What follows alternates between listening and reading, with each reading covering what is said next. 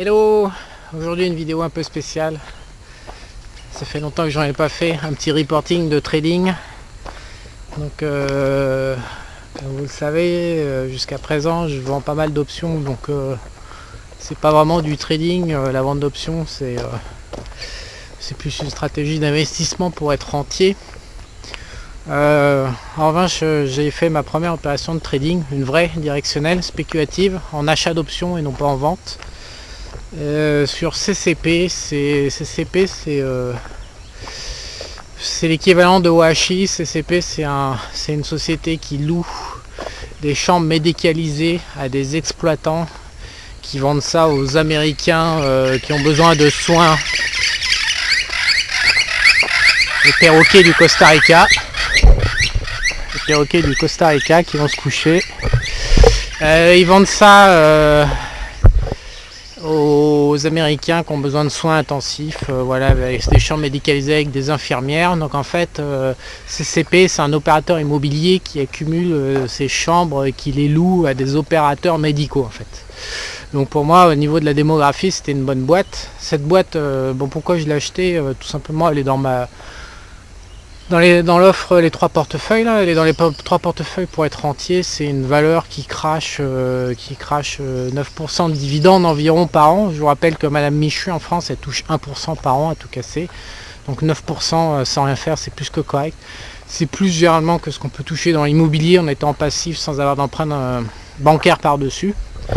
Donc c'est tout simplement une valeur qui était dans ma liste à l'achat, que je détenais en cash juste pour toucher les dividendes. Et il se trouve qu'elle a commencé à baisser. Elle a baissé, donc je l'ai acheté sur le plus bas, à 24,05, on a fait 24,02 au plus bas. Elle a, sur le plus bas, elle a craché, je crois, à 9,70%, ce qui est c'est incompréhensible. Que vous dire par rapport à ce trade? Donc j'ai acheté les options, j'ai mis 24 000 $, de call, et j'ai gagné 17 000 $, ça fait 75% de gain environ en l'espace de 2 semaines. Donc c'est un bon petit trade pour un retour au trading. Donc en termes de stratégie, en bourse, je pense que ce qui compte le plus, c'est de savoir ce qu'on est en train d'acheter, la valeur qu'on est en train d'acheter en fait.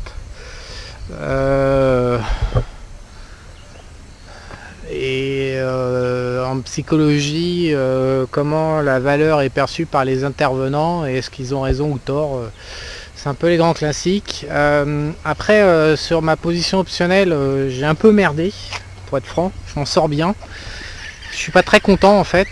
Tout d'abord, en gestion de capital, c'est pas très sérieux ce que je fais.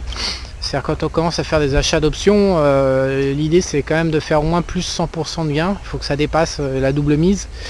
Sinon, ça implique d'avoir un taux de réussite supérieur à 50%. Et moi je trouve ça vraiment dangereux. Donc je sors à 80%. J'ai fait une connerie. D'abord, je suis pas très bien rentré. J'ai pris une première position. Je vous mets le détail. Vous savez que sur Objectif Eco, on publie des avis d'opérer. On blablote pas dans le vide comme ils font tous. À filer des conseils ou à gagner 300 € et puis se la raconter. Soit David Ronan, Loïc Abadi ou moi. On met les avis d'opérer pour montrer. C'est du trading réel. C'est pas du trading à balle à blanc. Donc je suis rentré en 2 temps. J'ai commencé par mettre 10 000. C'était mon premier trade directionnel depuis longtemps et j'ai tout de suite perdu en 2 jours. J'ai perdu 6 000. C'était plutôt sympathique. Merci d'avoir joué avec nous, Charles. Vous repasserez. Néanmoins, ça devenait aberrant, quasiment 10% de rendement sur CCP. Donc j'ai remis une deuxième couche. Donc ça, je l'ai très bien géré, deuxième couche. J'étais devant, j'étais assez intuitif, assez branché et tout. Je suis rentré parfaitement, vraiment sur le plus bas et tout. C'est moi qui ai coté les plus bas sur les market makers, sur les options, vraiment nickel. Le souci, c'est que derrière, j'ai mal géré ma position. Les options, quand on les achète, faut vraiment avoir le minimum, il faut avoir raison le plus vite possible. Et il y a un paquet de nouilles sur CP, il y a eu beaucoup d'hésitation dans la remontée, contrairement à d'autres comme OHI par exemple, qui a remonté en ligne droite. Donc du coup, moi j'estime que je me suis un peu baisé la gueule.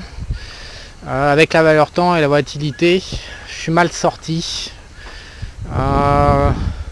J'aurais pu gagner plus. Je suis sorti sur les plus hauts par rapport à mon range. J'ai acheté sur le plus bas quasiment et sorti sur le plus haut. Voilà, mais sur les options, ma sortie est mauvaise en fait.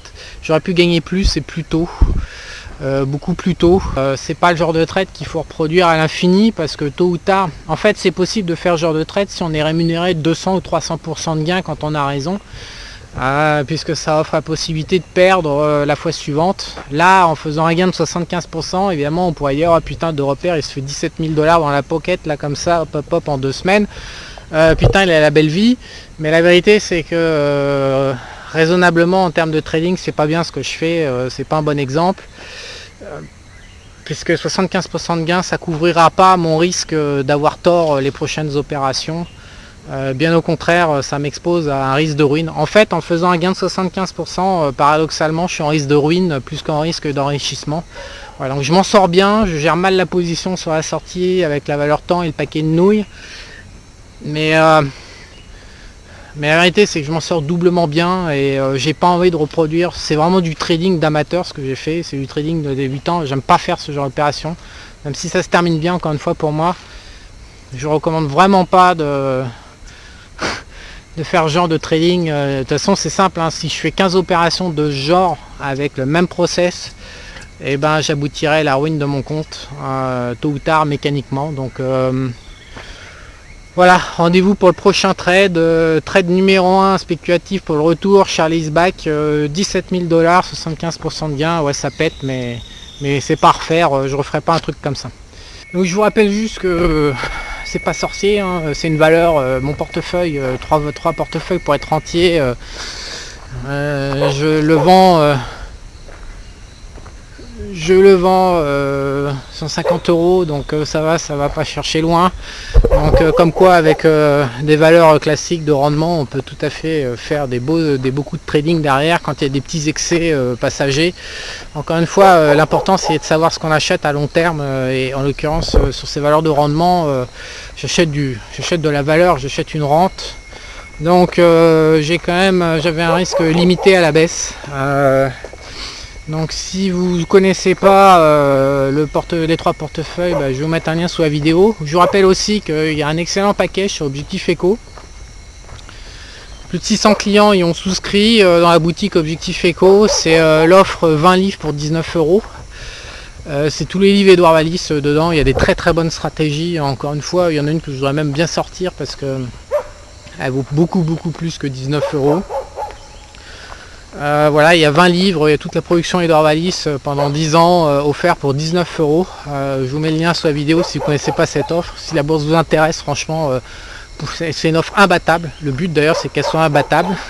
Des milliers de pages, des milliers de stratégies pour 19 €, des stratégies valides, des témoignages de traders. Donc ça, je vous recommande vraiment si vous n'êtes pas déjà client, que la bourse vous intéresse.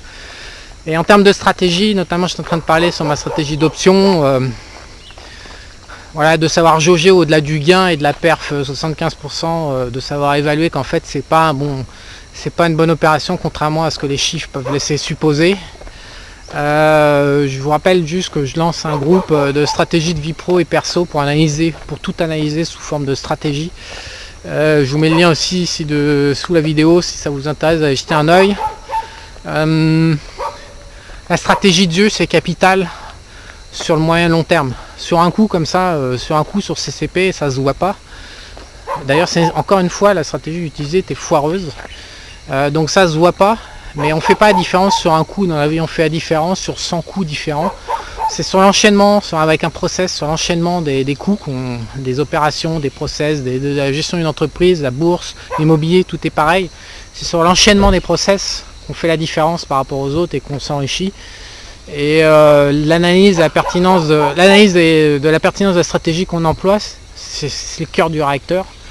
Et il y avait pas mal de gens qui voulaient participer à un groupe de réflexion par rapport à un espèce de mastermind par rapport aux stratégies de vie pro perso, sur l'enrichissement, sur la réussite de sa vie. Donc après des années, après avoir dit non, j'ai lancé le groupe. Voilà, je vous invite à jeter un œil. Si vous ne parvenez pas à obtenir vos objectifs de gain ou d'enrichissement, ou si vous n'êtes pas satisfait par votre vie, parce que c'est la même chose, hein. La trading, c'est l'école de la vie, c'est juste une question d'occurrence et de répétition et de process et de stratégie et d'efficacité. Voilà, sur ce, je vous dis à bientôt.